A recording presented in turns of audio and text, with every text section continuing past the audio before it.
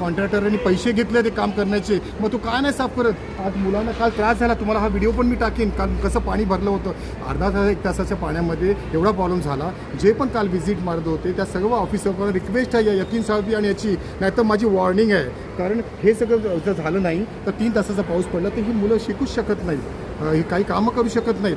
म्हणून माझं BMCला आव्हान आहे की गटारं लवकरात लवकर या लोकमान्य शाळेच्या समोरची साफ करा. त्यामुळे हे खूप प्रॉब्लेम आहे. त्याच्यामुळे सिमेंटची जी रावडी आहे ती आसपासचे काम केल्यामुळे सिमेंटची रावडी बसून ते सिमेंट सुकलेलं आहे आणि बाकीचं पूर्ण गटर जाम झालं आहे.